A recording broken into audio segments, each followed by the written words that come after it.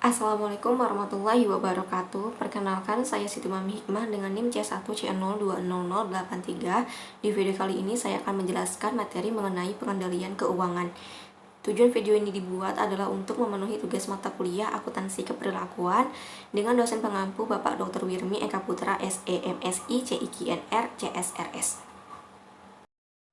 Oke, kita bahas pokok pembahasan yang pertama, yaitu pentingnya manajemen keuangan. Manajemen keuangan adalah semua aktivitas entitas bisnis atau organisasi dalam kerangka penggunaan serta pengalokasian dana entitas bisnis atau perusahaan dengan efisien. Peranan penting manajemen keuangan yang pertama yaitu perencanaan keuangan. Ini berkaitan dengan kebutuhan keuangan setiap urusan bisnis. Yang kedua, menjaga atau melindungi dana. Manajemen keuangan menentukan bidang mana saja pada bisnis yang membutuhkan dana. Yang ketiga, alokasi dana. Alokasi dana yang tepat, kemungkinan kemampuan operasional meningkat berawal dari manajemennya. Kemudian yang keempat, peluang investasi. Investasi ini akan membantu Anda untuk mendapatkan keuntungan yang besar. Yang kelima, keputusan keuangan. Ini merupakan pentingnya manajemen dalam menentukan keputusan terkait keuangan. Setiap pilihan keuangan yang sudah dibuat itu tidak dapat ditarik kembali. Oke, kita lanjut ke pembahasan yang kedua, yaitu keuangan dan fungsinya. Setiap entitas pastinya dalam menjalankan usahanya itu tidak lepas dari aspek keuangan. Perusahaan membutuhkan uang karena dengan uang tersebut perusahaan akan mampu memenuhi semua kebutuhannya. Adapun fungsi keuangan bertujuan untuk mengatur pencarian sumber dana yang dibutuhkan bagi perusahaan dan kemudian mengatur penggunaan dana yang telah diperoleh. Sumber dana dapat diperoleh dari berbagai sumber, baik sumber dana internal maupun dana eksternal.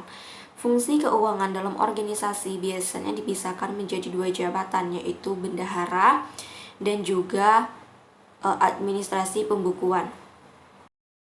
Oke, kita lanjut ke pokok pembahasan yang ketiga, yaitu aspek dimensi keperilakuan dalam pengendalian keuangan. Di sini terdapat umpan balik mekanikal versus respons perilaku. Dalam pengendalian keuangan, hasil yang diinginkan merupakan peristiwa-peristiwa aplikasi dari masalah-masalah keuangan. Nah, para manajer membutuhkan suatu keyakinan tentang cara dunia mereka bekerja dan dampak-dampak apa yang akan mereka harap suatu inisiatif yang akan dipilih. Bagaimanapun, para manajer itu secara khusus memiliki peluang untuk dapat mendeteksi hasil keperilakuan. Kemudian ada perluasan konsep-konsep tradisional. Ini konsep-konsep tradisional dalam akuntansi seringkali berarti bahwa hasil informasi akuntansi adalah langkah terakhir dari peran akuntansi. Nah, dalam pendekatan perilaku, informasi akuntansi ini bukanlah akhir dari keterlibatan akuntan, tetapi dipandang sebagai suatu intermediasi dari langkah terakhir. Oke, kita lanjut ke pokok pembahasan kita yang keempat, yaitu aktivitas keuangan yang perlu dikendalikan. Yang pertama, aktivitas perencanaan.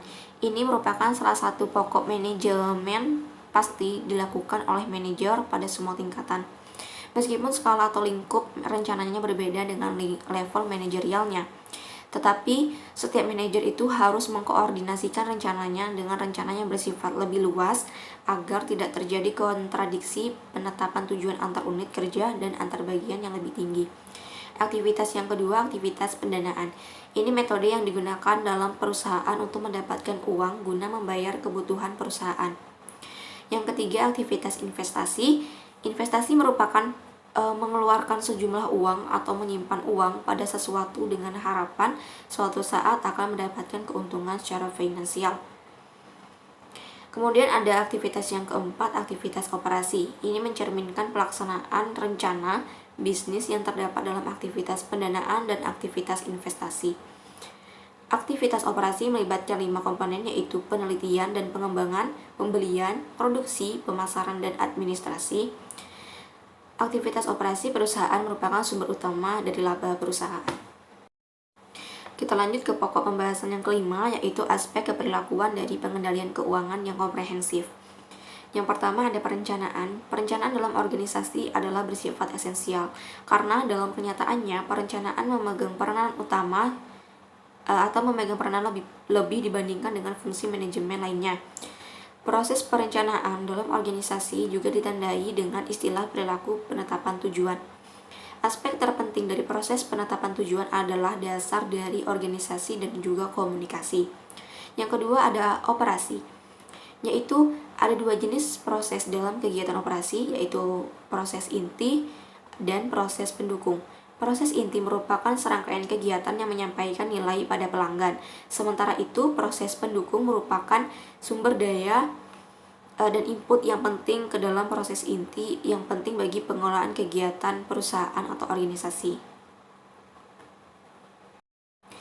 Kemudian yang ketiga ada umpan balik, yaitu hubungan antar umpan balik dan motivasi manusia mendukung pernyataan bahwa hubungan antar umpan balik dan tindakan berikutnya masih diwarnai dengan ketidakpastian dan kerumitan. Logikanya begini, perencanaan itu lebih dulu ada dibandingkan dengan operasi dan ukuran umpan balik yang berasal dari rencana operasi serta tujuan yang ditetapkan.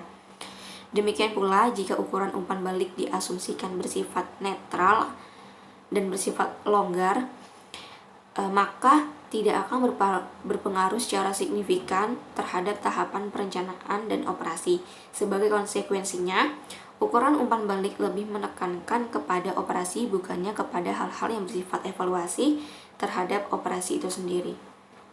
Oke, kita lanjut ke pembahasan yang keenam, yaitu aspek keperilakuan atas pengendalian keuangan dari faktor kontekstual. Yang pertama ada ukuran. Ukuran dapat dipandang sebagai suatu peluang dan suatu hambatan. Ukuran dipandang sebagai peluang jika berfungsi sebagai pemberi manfaat ekonomi dan bukan sebagai strategi pengendalian. Ukuran juga dapat menjadi suatu hambatan jika pertumbuhan ekonomi menyebabkan terjadinya eliminasi terhadap strategi pengendalian. Yang kedua, stabilitas lingkungan. Dengan pengendalian dalam lingkungan yang stabil dapat berbeda dari desain pengendalian dari lingkungan yang selalu berubah. Yang ketiga, ada motif keuangan. Perbedaan motif keuntungan tentunya bukanlah suatu penghalang untuk menggunakan ukuran-ukuran penilaian akuntansi terhadap produktivitas. Kemudian terakhir ada faktor-faktor proses. Tujuan proses ini terhadap pengendalian akuntansi adalah dapat menjadi suatu penentu yang penting dalam desain pengendalian. Kita lanjut ke pokok pembahasan yang ke-8, aspek keperilakuan dalam pertimbangan rancangan. Yang pertama ada antisipasi terhadap konsekuensi logis. Antisipasi terhadap konsekuensi logis merupakan komponen-komponen inti dalam mendesain pengendalian. Kondisi ini merupakan hal yang paling penting bagi seorang manajer keuangan yang terbiasa membuat pertimbangan berdasarkan apakah suatu hasil itu baik atau buruk. Yang kedua, relevansi dengan teori agensi. Teori agensi menyangkut persoalan biaya, di mana suatu pendelegasian dengan asumsi keputusan-keputusan tertentu bersifat tidak nyata atau dipengaruhi secara bersama-sama agar menjadi tidak nyata. Kemudian yang ketiga, pengelolaan perubahan. Pengelolaan perubahan adalah suatu yang penting dalam menentukan rancangan-rancangan pengendalian. Para manajer melaksanakan pengendalian untuk mencapai tujuan-tujuan yang seringkali dihadapkan pada satu atau lebih dilema bisnis. Oke, kita lanjut ke pokok pembahasan yang terakhir, yaitu aspek keperilakuan pengendalian keuangan dalam kerangka pemberdayaan perusahaan. Yang pertama, sistem pengendalian diagnostik. Para manajer menggunakan sistem pengendalian ini untuk memonitor tujuan dan juga profitabilitas serta memastikan kemajuan ke arah target. Yang kedua, sistem kepercayaan. Perusahaan menggunakan sistem kepercayaan dalam bertahun-tahun dalam upayanya untuk menegaskan nilai-nilai dan arah yang diinginkan oleh para manajer untuk diterapkan oleh karyawannya. Yang ketiga, sistem batasan. Sistem ini didasarkan kepada prinsip manajemen sederhana tetapi mendasar yang dapat disebut sebagai kekuatan pemikiran negatif. Sistem batasan dan sistem kepercayaan yang digabungkan akan secara bersama-sama untuk menciptakan ketegangan yang dinamis serta kepercayaan yang hangat, positif, dan inspiratif. Kemudian yang keempat, sistem pengendalian interaktif.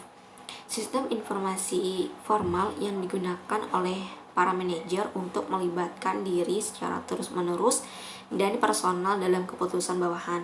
Dan yang terakhir ada penyimbangan pemberdayaan dan pengendalian.